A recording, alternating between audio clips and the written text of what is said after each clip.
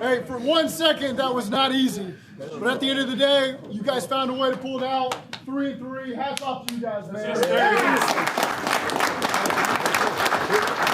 That team, all three phases, we've all watched the tape. That's a good football team, man. And so they gave us their best shot. We gave ours. We came out on top. Really proud of you guys. Okay? Couple guys stood out. Yoshi, first touchdown.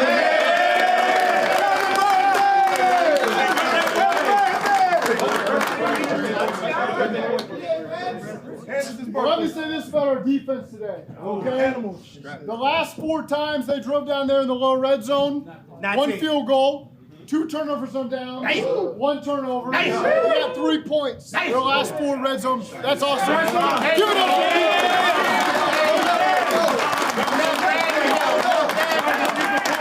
Yoshi, where's Yoshi at? You get a game ball. Yeah. Yoshi. And then the next one goes to the entire defense, man. Everyone's getting a game ball on defense. For what you guys did today, man, it's really impressive. And there's going to be times the defense is picking up the offense is picking up the defense, special teams taking over. That's what great teams do. They just figure it out, man. They figure it out on any given Sunday. And right now, you guys are 3-3. And I expect to see you guys fresh and ready to roll on Monday when we show back up here. Are we good on that? Okay. This goes to the whole defense. Who's breaking us down? Let's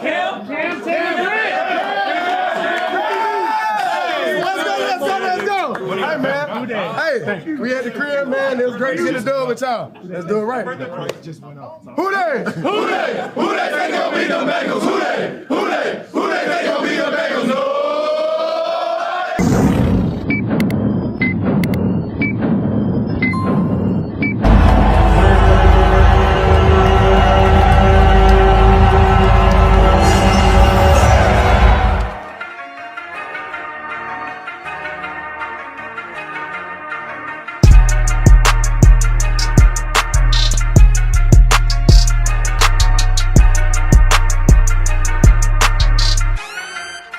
Welcome to the Queen City Stripes podcast. I'm your host, Ray Summers. Shout out to my co-host, Maverick man. Tell me what's up, broski. What's up on Victory Monday, everybody? Hold up. He said, hold up. There we go. You did it, bro. I got a record and all. Let's go. Boo day. Oh, wait a minute. We won, didn't we? Yes, sir. Oh, shit. After our way we started off the season, the whole city was acting like this is what we were going to be. Facts. Well, thank God for Trey Hendrickson. Oh, he ripped it and got something else. No way. What did I say? Oh, but this was our second half offense. Yeah. Facts. Oh, and then we had Chidobe Awuzie. Boom. Okay. I'm ready. Let's go, like man. the team. I'm ready to go now. Let's go, man. I like for that defense. Facts, yo. Way to set the tone, man. Episode, oh my God, I almost forgot. Episode 59, No Fly Zone 2. That definitely caught me off guard. I ain't gonna lie to you. That definitely caught me off guard. I was like, let me see what he got in store. He had that. Oh, and to finish it off with the business hat. Let's go, man. Let's go. Let's get right into it, man. Bengals win 17-13, man. Let's get into it, Mav, yo. Foxx won't be with us today, man. He got some personal stuff to take care of, but kudos to him. Enjoy the bye week, but here we go, man. Bengals win 17-13. Look, I'll give you my quick takes for my reaction from the game. The first half, they started great. First half was great. I believe Burrow went like 18 for 22, 100-plus yards, 2 TDs. Boyd got the first one with the wild celebration. I don't know what the hell that was. He was gyrating his hips. You seen that? I don't know what that was, bro, but hey, he finally got in the end zone for the first of the season. So shouts out to him.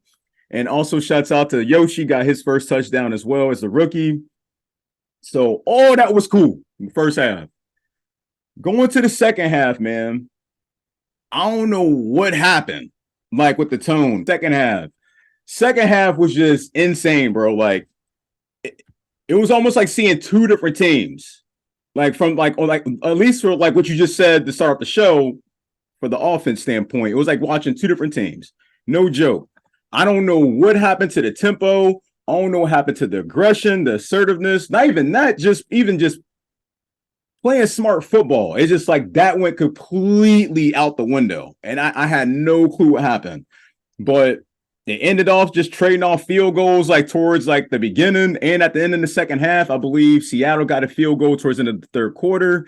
And then we ended up getting the field goal with like 11 minutes into the fourth quarter. Other than that, like you said, shots out to the defense. The defense held them down. But one thing I had to point out before I hand it off to you, in that second half, this will really piss me off in the second half. I'm not going to lie to you. You guys, me, Maverick, and Foxx, but definitely me and Maverick been preaching about this, about consistency, like throughout the whole game and throughout the whole season.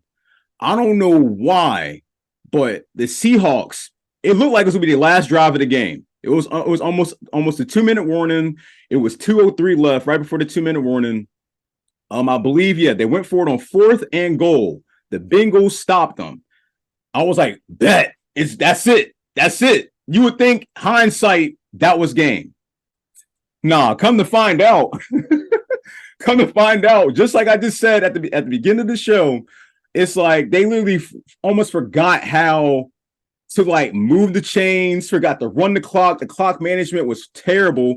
They ended up giving these dudes the ball back with 1 minute and 43 seconds left. So you don't have the ball for like a couple of seconds. Well, I got the first play. That one made sense to shoot the deep ball. Yeah. Because it was 2:03 left. The clock was going to stop no matter what at 2-minute warning. So you might as well try to drop a ball and catch them off guard. So I understood. Yeah, I heard. It was, the plays that followed us, it was a little questionable. It's like, I understood it, but then it's like there could have been other things they could have did, because it's like that kind of like was you talking about the pass to Higgins, correct?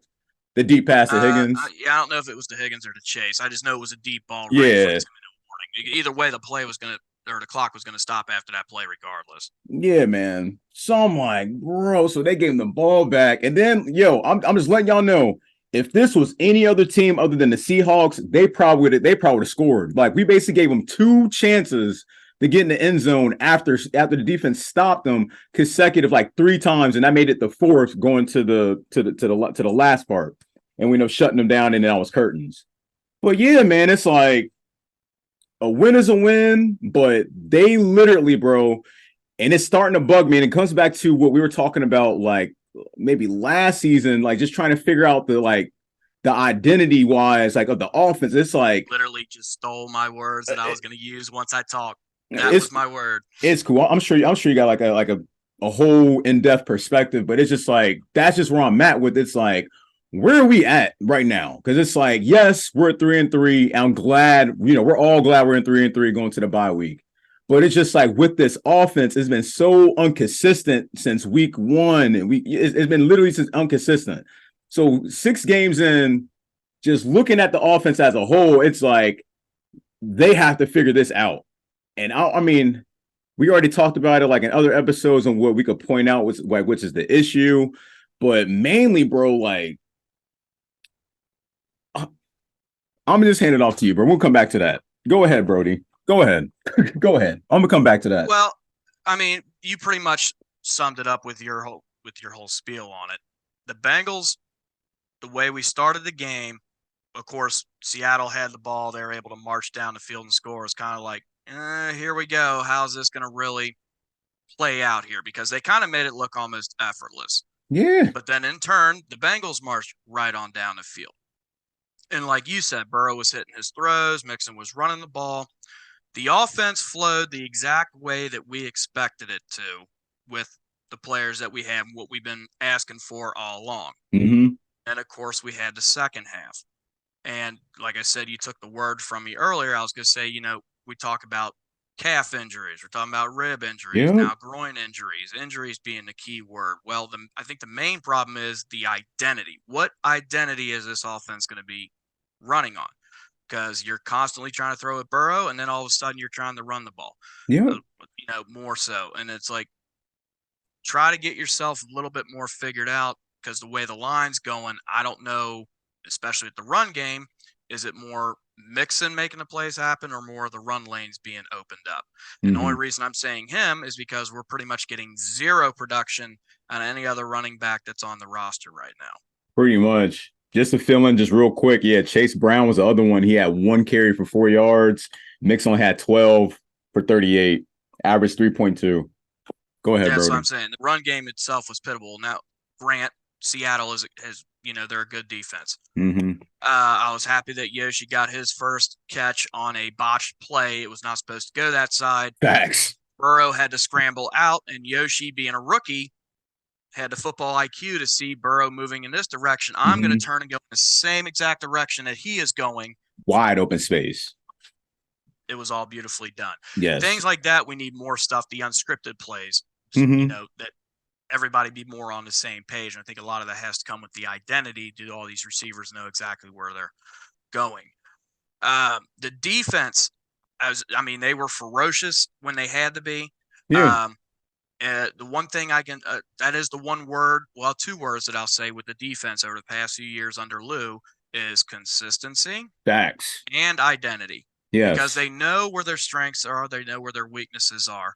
And the way that Seattle moved that ball in the first drive, you saw right after that the adjustments that the defense and Lou was sitting there making and stuff. Their problem is, they're still giving up the big chunk plays. That is what's really hurting them as far as the stats go. But stats only tell so much of the story. When it matters the most, down in the red zone, all of a sudden we're able to bottleneck them, and the defense was able to do exactly what they did, force the turnovers and shut them down. I want to say it was in the second half. I think Seattle had the ball in the red zone, 4 or 5 times? Like 4 times. 4 times. 4 times, yes. And they were able to get, 0 points out of it? 0. Only let up a field goal. That was it. That was early. Because it was 2 turnovers on downs and turnover by fumble or interception. I can't remember exactly. Yeah, Mike Hilton got 1. He got an interception. I think the rest was just turnover on down. Taylor Britt. Interception in the second half. Yep. Taylor. Yep. Very opportunistic is another word to use. The defense showed their part. What we saw again in the first half from the offense is what we expected this offense to be able to do. And I don't know if it was play calls, if it was execution, whatever it was, to make a tailspin for the second half. And like you said, at least I don't want to take nothing away because, again, Seattle is a good team. But if this was a Chiefs, you wouldn't have won it. If it was against the Bills, you wouldn't have won it. Facts. I'll go far as say the Ravens. Well, that's the one thing I'm going to say is that, one of the things I said a couple weeks ago, I don't remember when it was exactly, but if we can get into the bye at 3-3, we'll be in good shape with the way that we started the season. And the Bengals showed, even though the offense did struggle in that second half, hopefully it's things that they can be able to work on and fix. They showed that even through the struggles that they're having right now, they are still a good team. They're not a great team at the moment, but they are a good team. A bad team would have lost that game. Facts. A good team would find a way to win it. And that's exactly what the Bengals did. Doesn't matter how pretty it is. Doesn't matter how ugly it is, because it was an ugly way. But a win is a win when it counts at the end. Facts. So, can't say no better than that, man. You ain't lying. You're not lying, man. But it's just a lot of stuff that they gotta during this bye week. They have to correct, man, because it's just like, and it starts with the offense, bro. It's just like, really need to be searching for during this trade deadline. Oh yeah, we're gonna get to that later in the show. So I got that on here.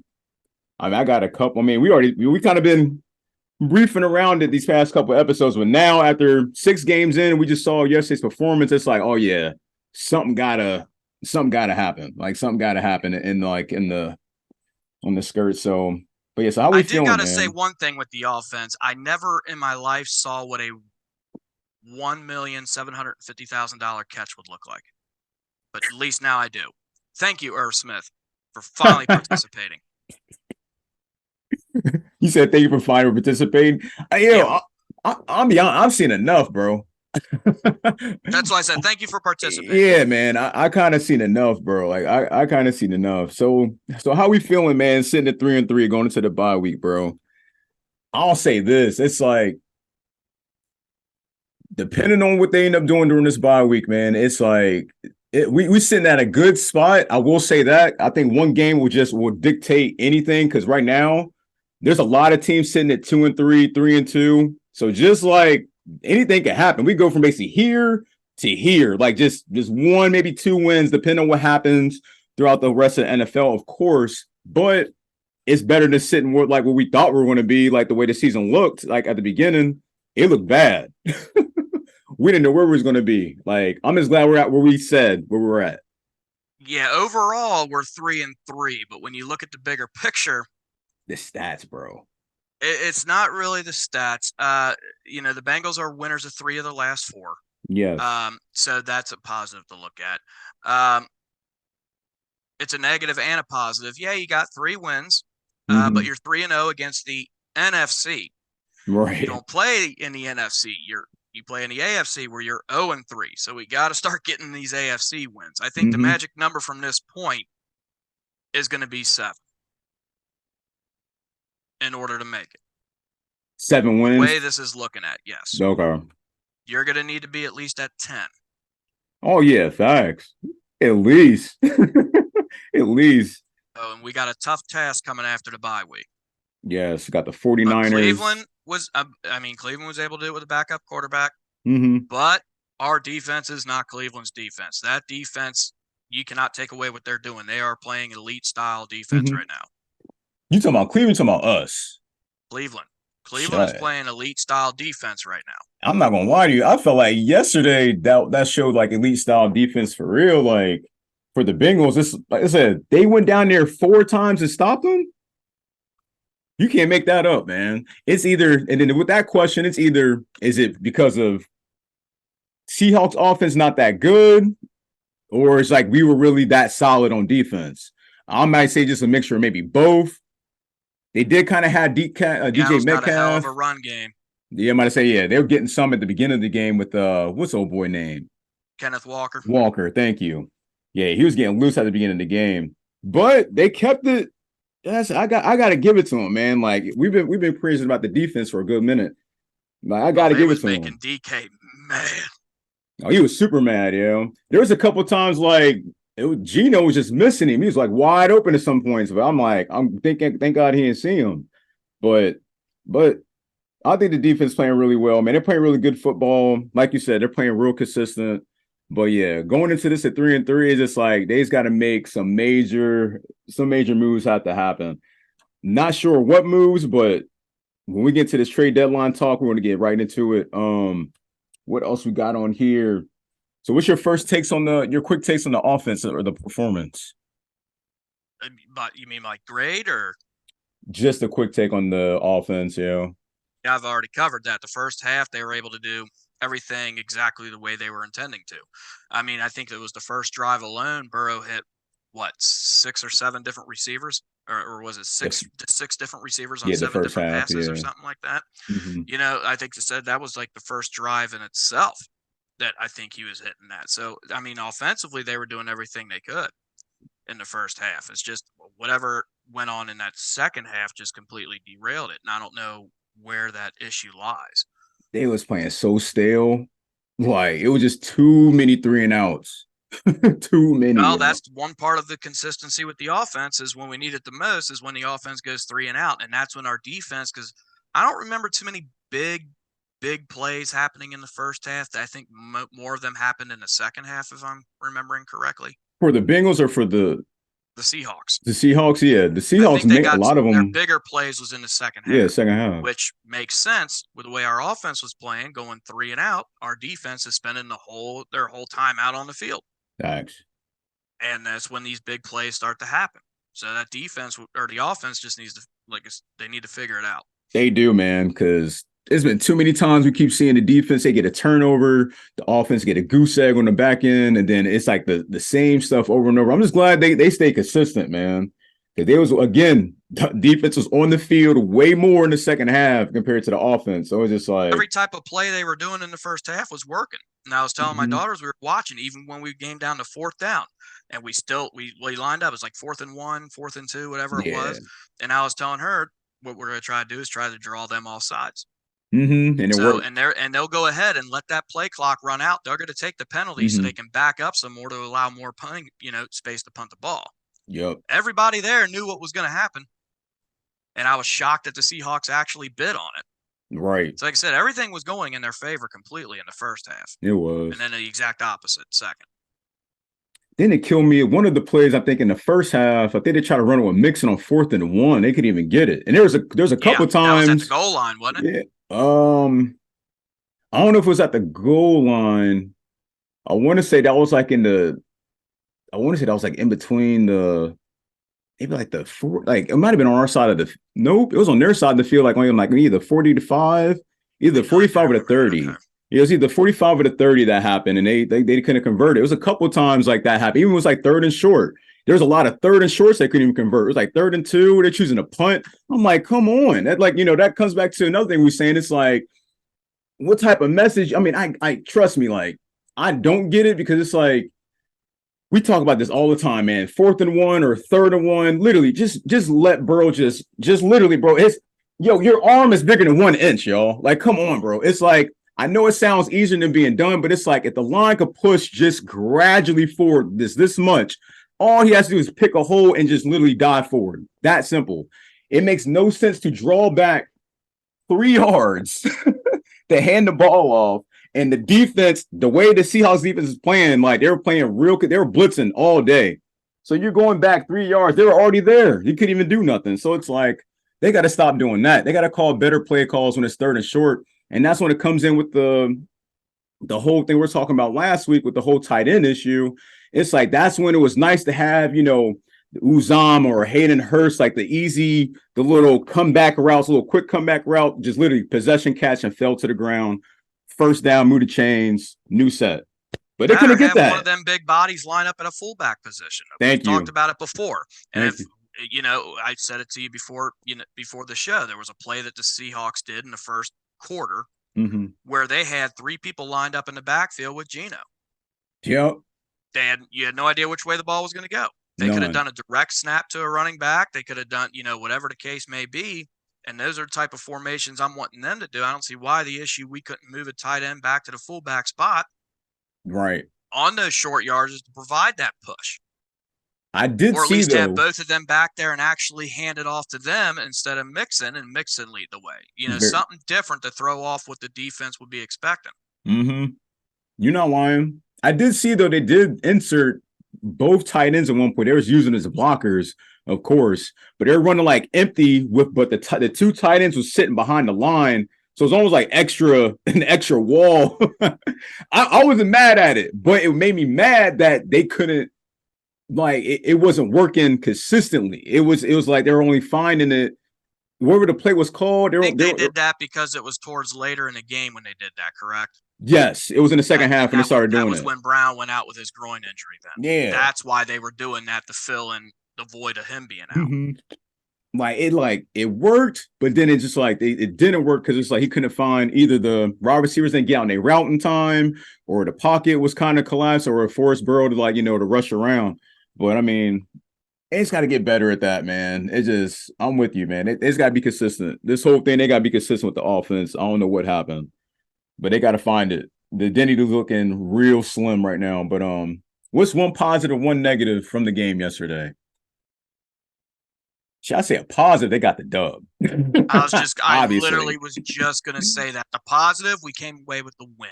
Yes. It's a couple of them. And the defense was able to get the turnovers and stops they needed, really badly.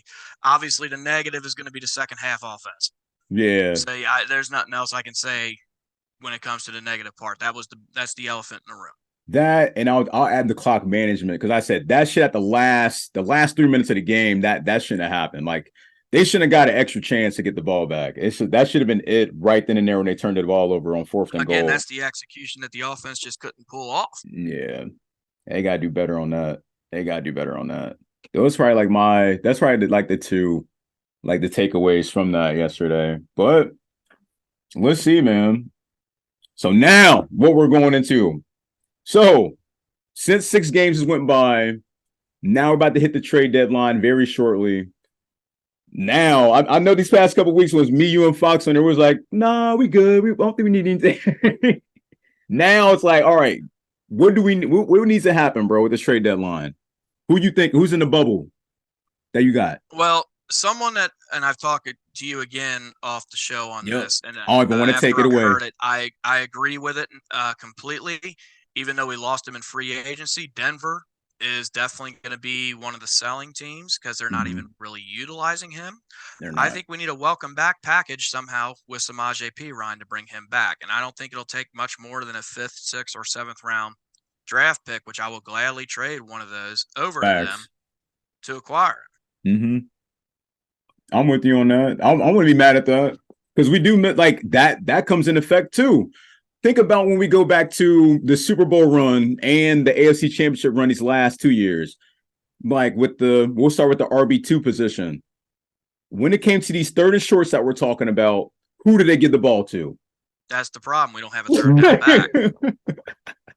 It's like, it's crazy. And when Mixon went down last year, P. Ryan took over and the offense didn't miss a beat. If that would have happened now, I don't think there would be a run game. Yeah. But at the same time, no, with someone like Chris Brown, might need to give him more than one touch. So one part that is kind of the double-edged sword, but. Hey, you mean Chase Brown or you meant to say Chris? No, that's what I meant. All right. It's all right. It's one of them days, man. I started the show with 2 bags on my head. I had a lack of oxygen. Give me a break. Oh, you're good, bro. You're good, bro. The first thing I started thinking R&B. I'm like, I know Mav ain't listen to Chris Brown, bro. Yes, I do. What the hell? I'm just playing with you, man. But I knew what you meant, though. But yeah, that's definitely one position that, like, yeah, me and you talked about that. Definitely the RB2, because if we're looking at right now, I mean, yeah, Trevion Williams getting some snaps, but it's not really like any momentum plays or impactful plays are happening. Even with like the Chase Brown that you're just talking about, it's like, yeah, they will show you some glimpses, but it's not a momentum or an impact play because it just gets erased, whatever happens, like follow up on the rest of the plays. But I'll say the follow up on yours, the second, like literally, to go off what I was saying earlier, I've seen enough with Irv Smith, yo. I've seen completely enough. Either this what needs to happen. Either insert Tanner Hudson like in the lineup, or literally trade. I mean, I don't know. I mean, can they trade Irv Smith off? Can they void the contract? Can. I don't believe he has a no trade clause in this thing. I'm about to say, man. I don't see any team willing to do that. I mean, you saw how long in the free agent market he was there, and that's why the Bengals were able to get him when they did at the price that they got him for. Mm-hmm. There's not really going to be a market for him. And any tight end that's available right now, you're not really looking at any upgrades. Yeah, because, I mean, so unless you're kind of stuck, which we already discussed that, last week, and depending on what it would take to give up for whoever it is that you're going for. But shit, I'll get like Kyle Pitts in a 4th rounder. Hey, it's again, slim. though, we don't really use tight ends all that much when it comes to the passing game. But come back to what I was just saying. The last 2 years, the Super Bowl year and the AFC Championship year, when we had Uzama, we was using him nonstop. We even used Hayden Hurst nonstop. Yes, the guys weren't getting touchdowns, but when it came to in between the chains, they were moving the chains in pivotal moments of the game that we're talking about right now that made the offense consistent and what made us came in here every week bragging about the offense, bragging about how high powered it is, bragging about how it was a full set of offense. I mean, full offense, That's just in my eyes from what I've seen the last 2 years. Without it, look how stale the offense is. Even when the wide receivers aren't getting out to their routes, it's already too late to look at the flat. Joe Mixon's already guarded. And then, of course, this guy can't even move, Irv Smith. So it's just like, it's cakes. Burrow's either throwing it out of bounds or he's going to get sacked. That's why, that's just me. I love the tight end position. I feel like the tight end position is very utilized in the offense. I hate comparing it to this team, but look at the Kansas City Chiefs. They don't have a whole star wide receiver, a core, but who they got? They got Travis Kelce, and they designed the whole offense based around him. Then the others come and follow up, and they've been doing the same shit for a long time. And we thought, I'm not trying to gas these dudes up, but we thought after they lost their number 1 wide receiver with Tyreek Hill, I almost said Tyreek Evans, Tyreek Hill, they still haven't lost the beat. So it's just like, but we have without our tight end spot. So it's like, to me, I feel like, yes, we need that running back 2. and we need that tight end back in order to have a full team going into like this season. Otherwise, it's gonna be a long season. It'd be looking like you said, it might be 7 wins. Well, so that's why I was shocked during the offseason. I thought for sure the way Hurst performed, we weren't going to let him leave. I know. I mean, you remember how excited I was last year about getting Hayden Hurst. I had to get you onto the bandwagon. Yeah, you did. Yeah, you did. I get the financials in that, but look how it's paying off. It's not even paying off. Like it's like you just said, like we went cheap. We found somebody we thought that could be utilized in the offense, but he looks more like a blocker at this point, and like he's not really doing much. But the only person I've seen that showed some light, and that was that Tanner Hudson kid, and that was might have been in the Color Rush game against the Rams. Yes, it was only one game, but the way he was moving and how it looked with the offense, it looked vibrant, and that's what I liked. And it's like I felt like they could have just kept feeding him, kept getting him, adjusted to the game. So it's just like anything could have happened, but. Well, if I remember correctly, at Back Together Saturday, you made the comment, is that Irv Smith? Man, he's slow as shit. Slow. Like, it literally, bro, like, even showed it, like, we seen it in the preseason. We even seen it, like you said, we saw it the Back Together Saturday. I'm like, he just, like, he looked more like a blocker. Like, he looks like a blocker, man. He don't look like he could really do much. I mean, I know we saw all those highlight tapes when we got him from the Vikings. All that shit, it looked good, but it's like, that's why it's called highlight tape. Yeah, you can't. Yeah, you can't utilize that here. It's just like he's just out there just running cardio at this point. So it's just like, but yeah, man, I feel like those are the two positions they should go. I'm with you on the running back, and I feel like they should go for the tight end as well.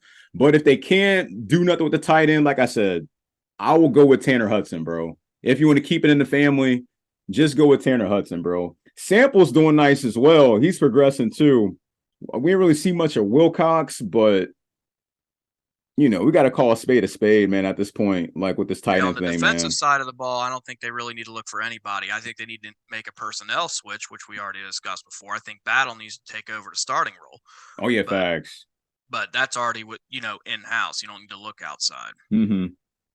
It's just crazy, y'all, man. Like, just look at this, man. So far, the Titans this year, bro, they got 16 receptions, 107 yards, 0 TDs. Yesterday was 2 receptions for 9 yards. Luckily, we put off the W, like I said, without having to use the tight end. But like I said, we'll see.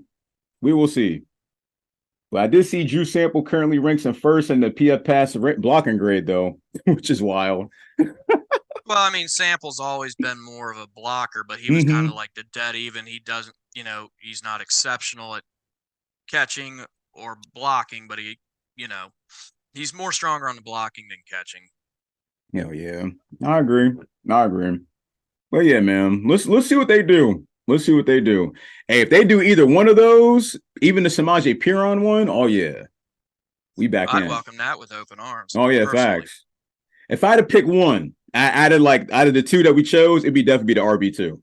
Definitely. I feel like they could definitely work with Tanner Hudson, and they could add more packages for Mixon and Perine. Like, go back to what you were saying last year, have like the double backs. So yeah, I'm all the way with that.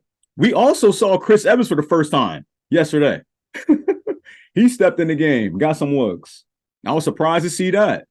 But at this point, going to the trade deadline, he could be used as a piece of, I mean, I don't know, man. He could be used as a piece to get rid of. I'm just saying, man. If they're not using him, what's the point of having him? This is the third season. This is the third season. Guys don't seem to block Burrow all that well, and then they're also confused on what play they're running. That too. So it's like, what I like to call it, they got to trim the fat, y'all.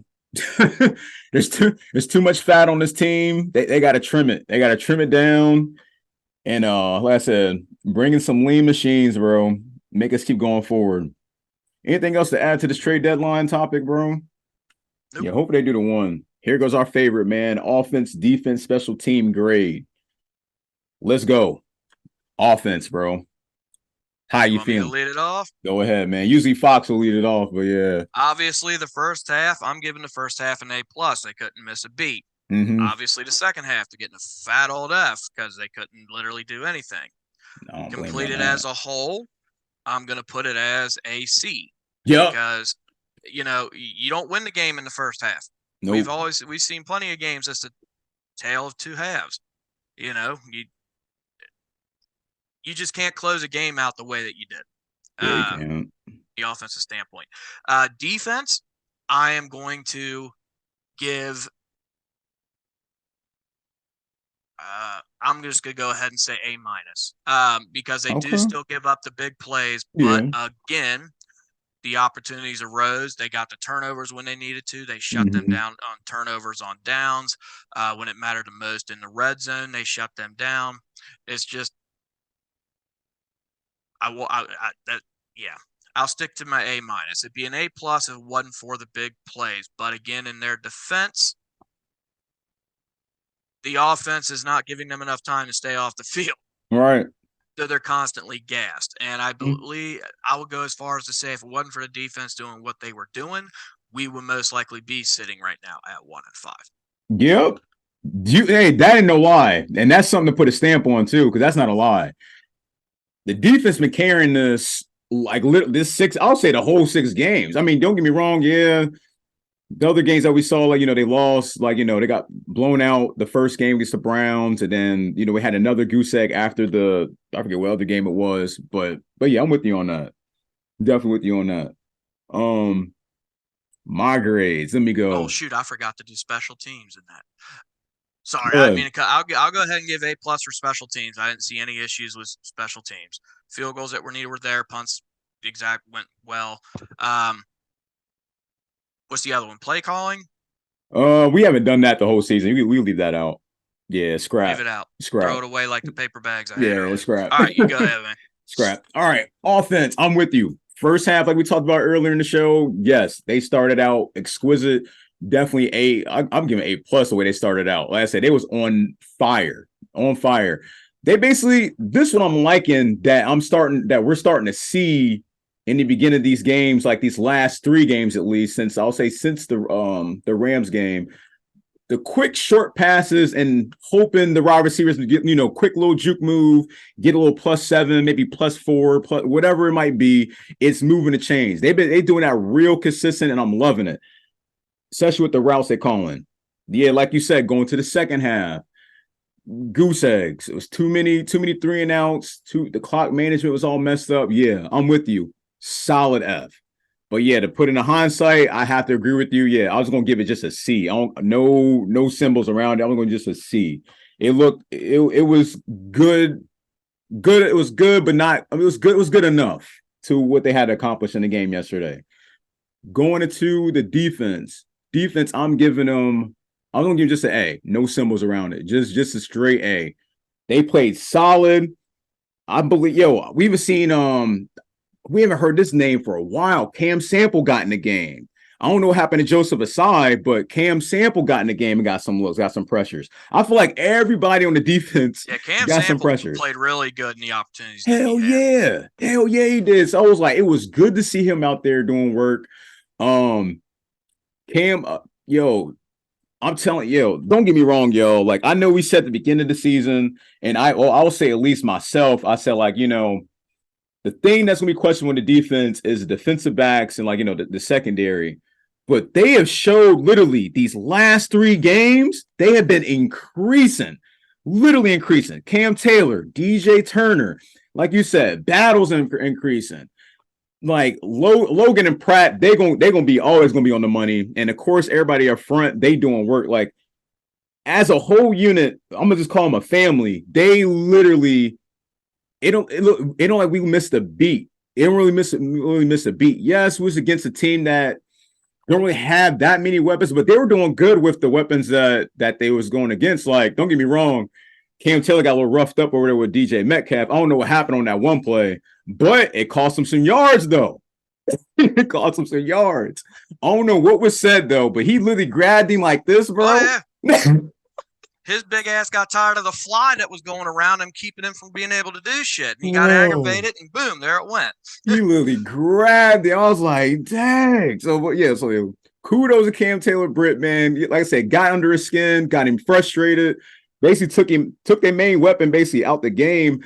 The guy, go ahead, bro. I was just going to say real quick, while you're on that subject of that particular play, That's part of my reasoning with the grade and the big plays. I keep saying the defense is giving up. They followed that up, which made it 2nd and 21, I want to say. Yes. And they allowed them to convert it on one play.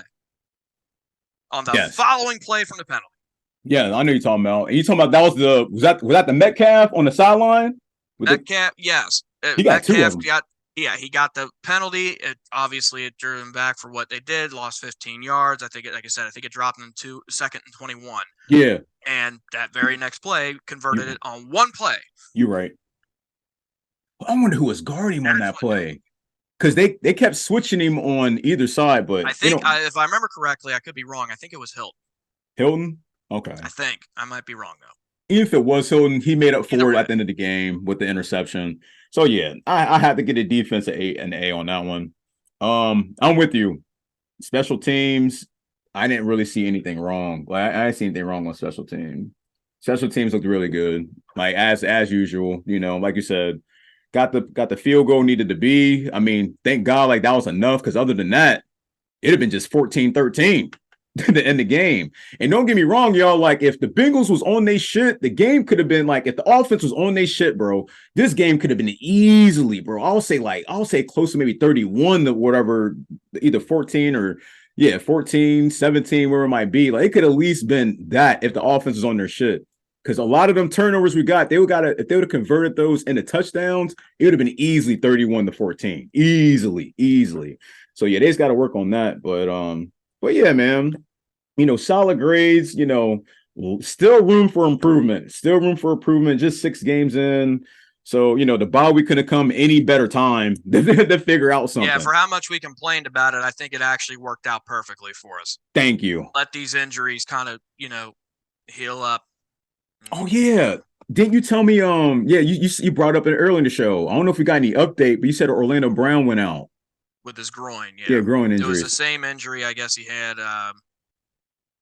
Was it the Rams? I guess is when it initially happened.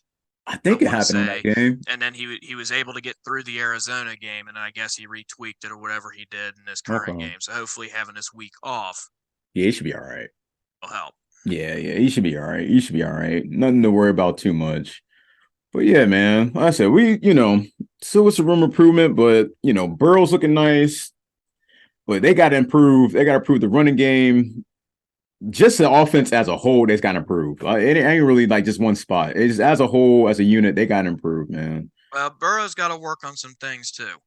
The way that second half went, I think there was a few of those throws he just flat out missed. I wish I got to see the rerun again. Yeah, there's a couple. If I had to think of like top of my mind, like there's a couple he missed. But then some of the plays when he said after the game, he immediately said, "We just got to do better." Yeah, you come out with a win, and that's the one thing that your quarterback keeps preaching. Then you already know he does mean business. So, have to, man, have to. Never settle. You always gotta be better, man. Week in, week out. What else we got? Players of the game, bro. What you got? I'm giving it to the whole defense. I was gonna say, just give it to the defense. Literally, you got to give the whole defense. Like it's like, yeah, don't get me wrong, yeah, Boyd, Yoshi, they got the 2 touchdowns. Kudos to them too. But when it was all said and done, when it came to shine, it was time to close the door. It was the defense, man. It would have been the offense that last 2 minutes, but it was the defense. But yeah, definitely with the defense. If I had any runner-ups, if I had a runner-up,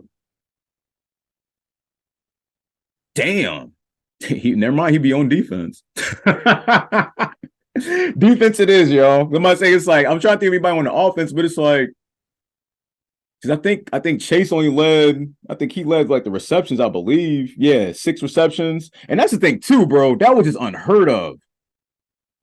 So Chase led with six receptions for 80 yards. Tyler Boyd followed up. No, Boyd led 7 receptions. So Boyd had the most receptions. He had 7 for 38. Then it followed with Chase with 6 for 80. Joe Mixon 3 for 24. And back to Joe Mixon real quick. There was one third down. I don't know what he did. They ran the play earlier. It was a flare out to the right. He caught it, got the first down. They ran it again. It went right through his hands. Yeah, I was like, bro. The normal case of he was trying to get to where he was going before he had the ball to go where he was going. Yeah. I think that's what it mattered. If you look at the replay, I want to say his head started to turn like he was ready to start going before he even had the ball. Yeah, he did. And he was anticipating it because I saw a dude approaching. So, yeah, man. Seahawks defender was approaching him. But, yeah, man. Shadow steps got him too, probably. That too.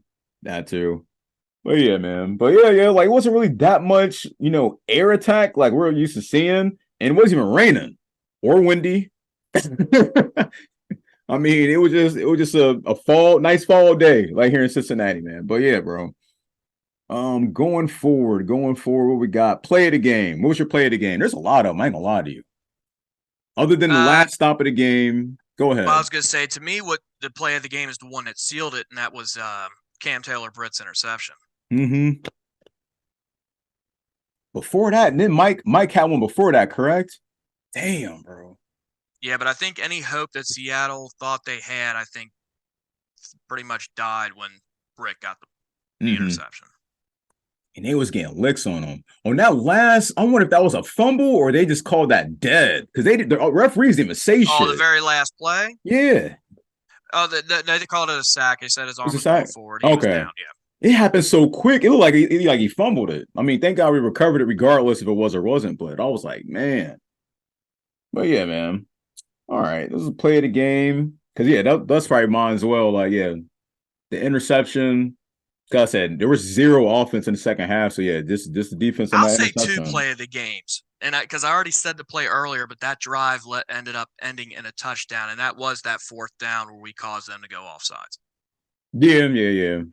That basically put us over the hump over the 7-14. I'm trying to remember what happened for them to get because they got a field goal before halftime, I believe. They gave up some major shit. I don't know if there's some penalties that happened, but yeah, man, it's all good. It's all good. That's anything else add to this game, bro? Anything else that we got to add that's on your mind that we forgetting? Let me make sure I got everything off.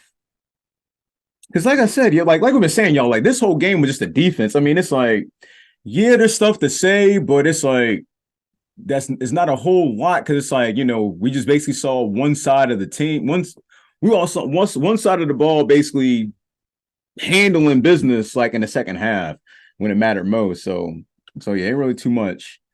But up next, man, of course, we're in a bye week, man. We got the bye week right now, so please enjoy the bye week, especially the Bengals heal up. But after that, we have week 8 against the 49ers. 4:25 Sunday, man, October 29th. Almost a Halloween. I was really hoping we would have seen some major offensive progression.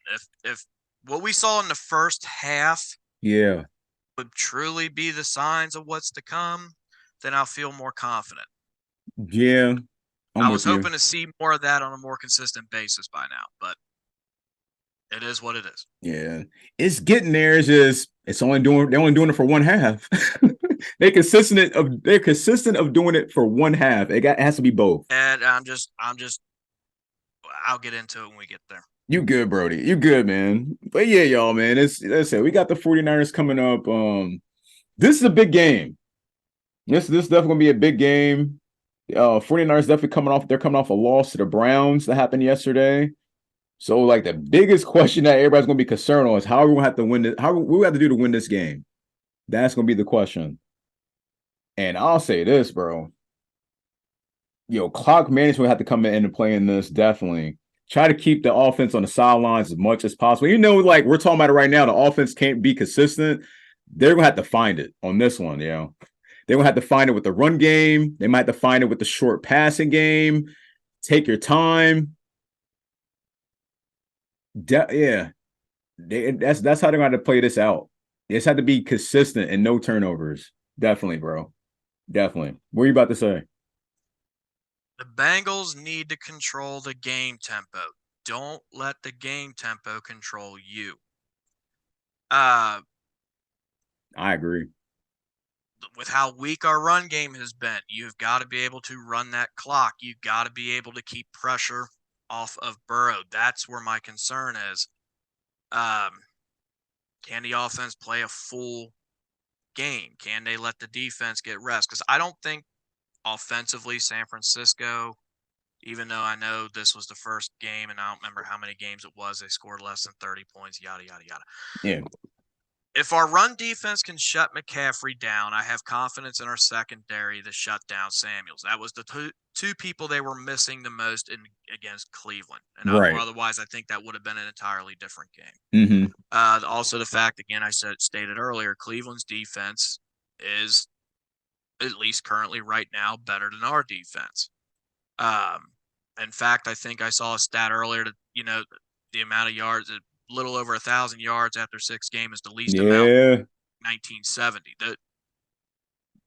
That's hard to compete against, and our defense isn't there yet. But our defense is very opportunistic, and as long as they can force Purdy to create turnovers or make him make mistakes, right.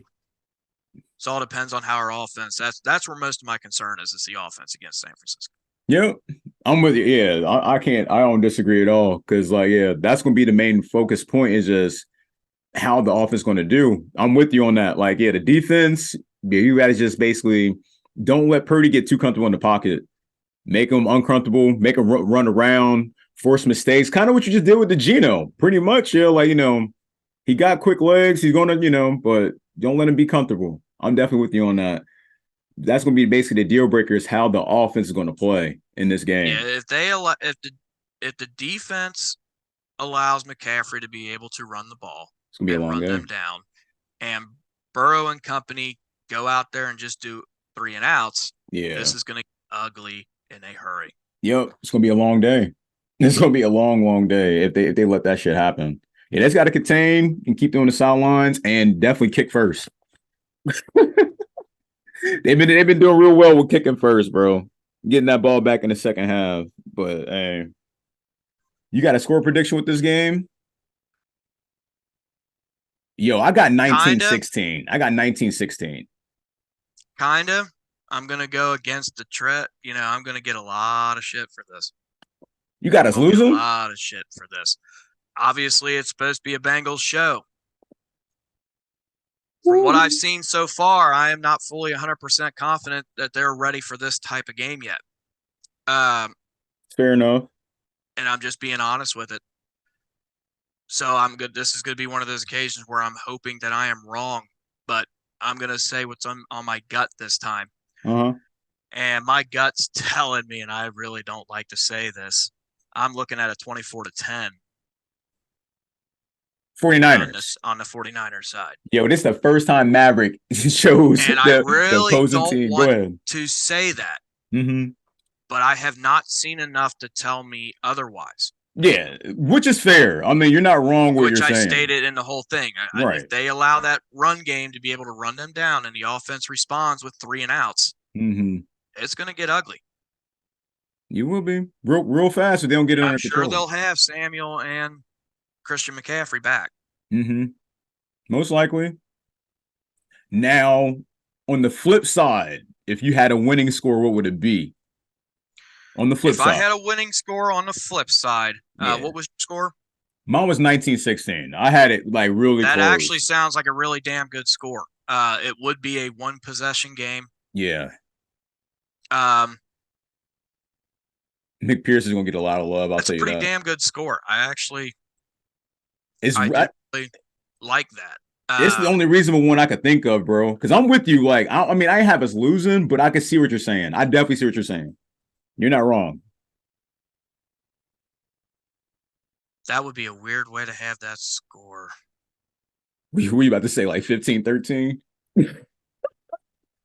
Not really like that. That'd be wild. I was just trying in my head to think mathematically what would need to happen for it to go that route. Yeah.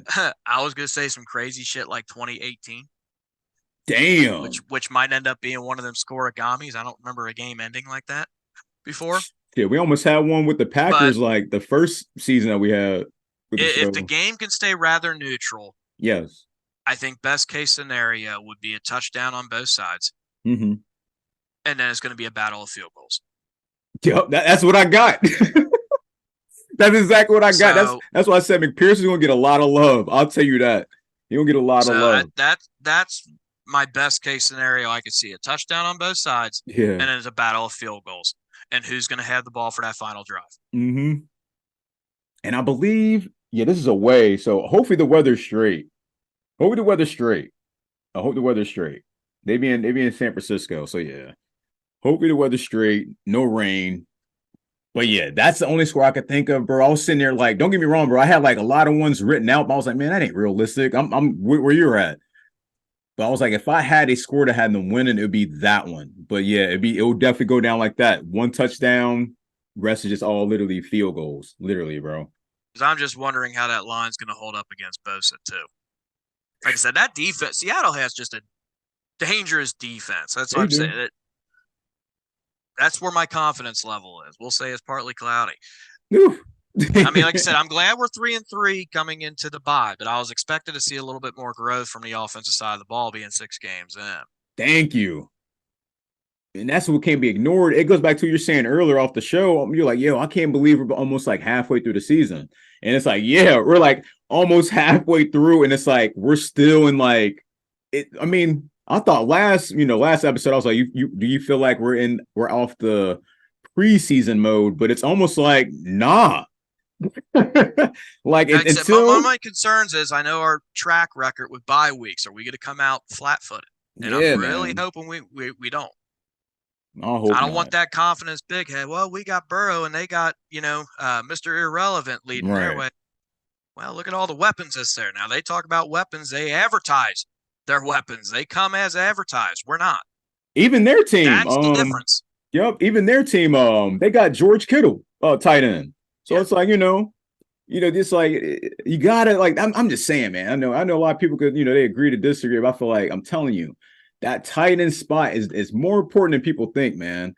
Even we go back in like, years and years ago, how assertive the offense looked when we had, our favorite person, Tyler Eifert in store, how that looked. And it's just like, it's important. It's a position that's very important. I can't be forgetting about. But yeah, we're going to have to see what type of offense we get. That's what's going to be the deal breaker. The defense, it's got to be consistent. Get some stops and definitely create turnovers. Create turnovers, definitely get a lead early. I'll say this, if they do somehow get a nice little lead, whether it's like, but we kind of seen that already, whether it's 17-3, they somehow come back. They just got to be on their shit. Everybody got to be on their assignments. Yeah, and execute the game plan from top to bottom. That's what's going to win them this game. And it's either going to be 19-16 like we're saying, or it's going to be the score that you said at first. It might be, a nightmare coming out the bye week, like how, because I don't know, do you know what our record is coming out the bye weeks? No, off the top of my head. It's all good. They're not that great. It's all good. I'll put it like this, and out of their next 5 games, if we can end up being 7-4, we'll be in fantastic shape. Facts. That'd be crazy. And damn, hold on. Let me look at that schedule. You saying we're at 7-4? Because we're getting critical into the schedule. Which means going 4-1. I mean, you got off top of my head, 49ers, I think, is followed up by Buffalo. Yep. Texans. I want to say, Houston, then is it Pittsburgh after that? Ravens, Pittsburgh, then the Jaguars. Okay, so you finish with 2 AFC North games. So, out of those 5, if you can come out 4-1. Anything's possible. Anything's possible. My magic number right now in order to make it's going to be 7. Man. We got to, man. Which means, for the most part, sweeping the rest of the AFC North now at this point. Number right behind you, 4. Like the first season, You're already 0-2. Basically, got to win out on that AFC North games. But that's going to be the most critical, like you're saying. Because after the 49ers, it's straight AFC. Straight. Yeah. AFC's over. Yep. And then after the Jaguars, Colts, and then back to the NFC with the Vikings. So, yeah. Yeah, this stretch right here is gonna be very important. I'm with you, man. Yeah, this That's what I stretch is gonna said. be very We don't important. have a single AFC game. So basically, what I'm saying for those that I would understand get upset with the first score prediction I gave, I will gladly lose to the 49ers if it means the next 4 games against AFC opponents are wins. And I'm not going any further than that. I want to see how that cluster does. I'm with then you. I'll worry about the last cluster. So we're going to worry about these 1, 2, 3. Okay, all the way up into the Ravens. Well, the Steelers. Start. Like whatever's included in that 5-game stretch. I'm only going to go 5 games at a time at this point to see where we're at. Yep. And we'll be right at Thanksgiving. We don't have a single AFC win yet. I mean, win's a win, but you need conference wins when it comes to wild card or any other possibilities. Mm-hmm. You're not lying. Not lying. Yeah, we'll see y'all. Definitely see y'all. 49ers, Bills, Texans, Ravens, Steelers. We'll see. And we right at Thanksgiving. So we'll see. We will see. It's almost a month from now. So yeah, we'll see. And this shit flying by. Anything else to add before we get into our round of league results and then get out of here? That's all I got at this point. Boom. Here we go, y'all, man. Your league score results, man. Tonight, Monday Night Football, we got the Cowboys versus the Chargers. That should be a good one. Broncos, this past Thursday, the Broncos lose to the Chiefs 19-8. Yeah, like you said, that fire sale coming. We just told you about the Bengals winning against the Seahawks 17-13. Ravens beat the Titans over the pond 24-16. Commanders beat the Falcons 24-16. Well, back-to-back scores. I like that. Colts lose to the Jaguars 37-20. Dolphins beat the Panthers 42-21. The Vikings beat the Bears 19-13. The Browns beat the 49ers 19-17. We told y'all about that moments ago. Undefeated went down. Right. So yeah, I can see them coming in with some vengeance too off of that game too. So that's something to pay attention to. Texans beat the Saints 20-13. Raiders beat the Patriots 21-17. The Lions is hot. They beat the Buccaneers 20-6. Rams beat the Cardinals 26-9. Jets beat the Eagles 20-14. And also Bills beat the Giants 14-9. And that is it for your week 6, man. That's it for the week 6. That's crazy. Yo, this shit flying. And you ain't lying. Now that I see it, this shit is flying. That's what I said. Yeah, it's like already a blink of an eye. We're almost to the halfway point. It's crazy. It's shit's flying. It's definitely flying. Also, shout out to the new subscribers, man. We're sitting at 204. Shouts out to y'all. Thank you. Also, mark your calendars. We will not be releasing an episode this coming week. So we will see y'all. Well, I will see y'all on the live stream against the 49ers on the 29th. There'll be no episode coming out this coming week. I repeat. So make sure you please hit that notification bell so you know when I go live. Don't forget that. I go live around 3 o'clock. The game starts at 4:25. Power hour start at 3:30. So yeah, don't forget about that. Anything else to add, man, before we get off here, Brody? Nope. Gonna enjoy the bye week. See how the Ravens and the Steelers and the Browns do to see where that helps us out at. Get ready for the gold. Facts. 49ers, baby. Facts, man. A little classic game, man. Bengals 49ers. So yeah, that's all we got for y'all, man. We'll give y'all a hoo-day. Hoo-day. Hey, we love y'all. We out. Enjoy the bye week. Salute.